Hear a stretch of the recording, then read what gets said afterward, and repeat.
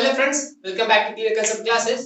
सो जो आज का टॉपिक है वो है ये क्या है ये बहुत ही कॉम्प्लेक्स दिखाई दे रहा है ना। कुछ समझ में नहीं आ रहा। ये से इधर से उधर, उधर से इधर, ये वाला वाला एरोस क्या है, कुछ समझ में नहीं आ नहीं रहा।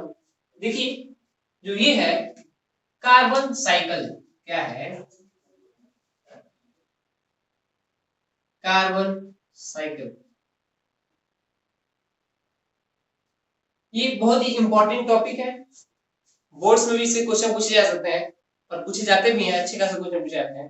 डायरेक्टली कैसे क्वेश्चन पूछता है, उसमें डायरेक्टली क्वेश्चन पूछ देगा कि कार्बन साइकिल का ग्राफ बनाइए, और 2 से 3 नंबर चाहे 5 नंबर तक का वो क्वेश्चन हो सकता है। इसी से आपको पता चल सकता है ये कितना इंपॉर्टेंट है। ठीक है, तो ये कार्बन साइकिल होता क्या है?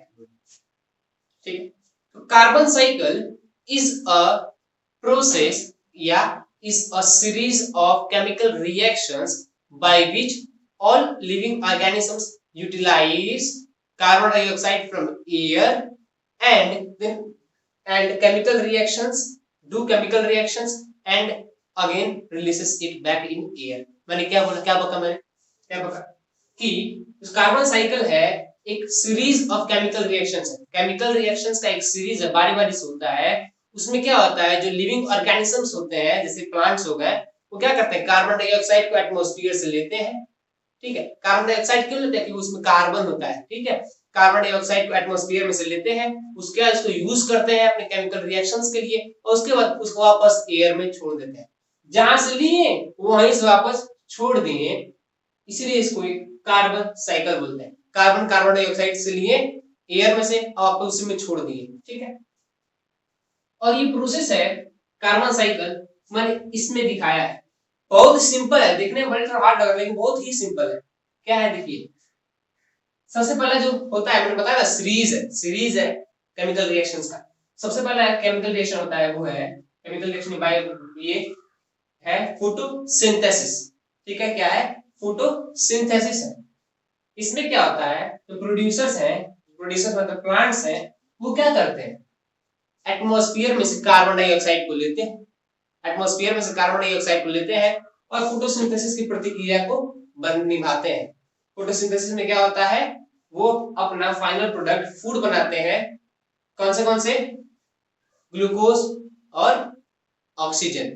ठीक है, तो ग्लूकोज उनका जो क्या हो गया, ग्लूकोज फोटोसिंथेसिस का जो प्रोसेस होता है, प्लांट परफॉर्म करते हैं, उसका क्या बनाते हैं, ग्लूकोज बना देते हैं।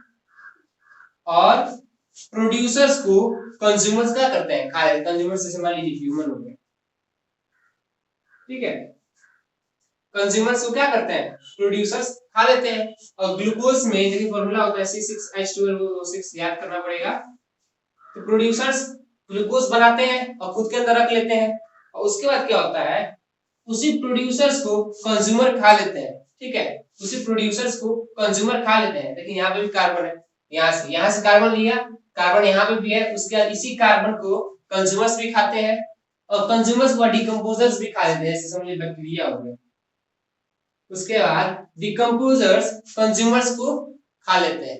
ठीक है, प्रोड्यूसर्स कार्बन डाइऑक्साइड को लिया एटमॉस्फेयर से, उसका इसी प्रोड्यूसर को कंज्यूमर ने खाया, कंज्यूमर को डिकम्पोजर ने खाया।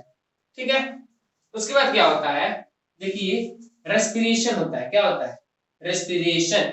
कंज्यूमर होता है, रेस्पिरेशन करेगा। रेस्पिरेशन का मतलब क्या होता है, respiration is the intake of carbon dioxide and exhalation of oxygen and all the chemical reactions involved within it। ठीक है, उसी को क्या बोलते हैं, रेस्पिरेशन बोलते हैं। और जैसे हम लोग सांस ले रहे हैं, कार्बन डाइऑक्साइड लिया और ऑक्सीजन छोड़ दिया। ठीक है, और जितने भी उसके अंदर केमिकल रिएक्शन शरीर में होते हैं, उसको क्या बोलते हैं, रेस्पिरेशन बोलते हैं।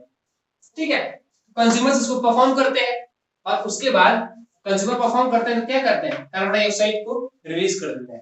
कार्बन डाइऑक्साइड रिलीज हो गया, वापस जो कार्बन डाइऑक्साइड यहां से लिया गया था वापस यहां से रिलीज होकर यहीं पहुंच गया। ठीक है, एक और कैसे हो सकता है, जो कंज्यूमर्स है, प्रोड्यूसर्स है, वो क्या होते हैं, वो डेड हो गए। समझ लीजिए डेड मतलब मर गए, मिट्टी के नीचे दब गए। डिकम्पोजर्स क्या करेंगे, इन दोनों को खाएंगे। डिकम्पोजर्स क्या करेंगे, इन दोनों को खाएंगे और बहुत ही मिलियंस सालों बाद क्या होगा, वो फॉसिल फ्यूल्स में कन्वर्ट हो जाएंगे। किसमें कन्वर्ट हो जाएंगे, फॉसिल फ्यूल्स। फॉसिल फ्यूल कौन से हो गए, जैसे पेट्रोल, डीजल, ऑयल, गैसेस में वो सब क्या है, फॉसिल फ्यूल में कन्वर्ट हो जाएंगे। और उसके बाद जब उसी फॉसिल फ्यूल को हम जलाएंगे, कंबशन करेंगे, बर्निंग करेंगे, तो क्या होगा, वो वापस वही कार्बन डाइऑक्साइड यहाँ पे पहुंच जाएगा। ठीक है, जैसे देखिए कार्बन डाइऑक्साइड यहाँ से लिया पहले स्टेप में, कार्बन यहाँ पे भी है, यहाँ पे भी है। ठीक है, उसके बाद इसी कार्बन को इसने खाया, यहाँ पे भी कार्बन है, फिर से यहाँ से कार्बन यहाँ पे भी गया, यहाँ पे भी कार्बन है। उसके बाद रेस्पिरेशन किया, रेस्पिरेशन में CO2 रिलीज हो रहा है। ठीक है, तो यहाँ पे भी कार्बन है, यही यहाँ पे पहुंच गया, कार्बन यहीं पे आ गया। ठीक है, और एक और कैसे हो सकता है कि ये जो डिकम्पोजर है वो प्रोड्यूसर और कंज्यूमर्स को खाएगा। समझिए, प्रोड्यूसर और कंज्यूमर मर गए, जमीन के नीचे दब गए, डिकम्पोजर उस पर अपना एक्शन शुरू कर देगा। ठीक है, जब डिकम्पोजर उस पर अपना एक्शन शुरू करेगा तो क्या होगा, वो फॉसिल फ्यूल्स में कन्वर्ट हो जाएंगे।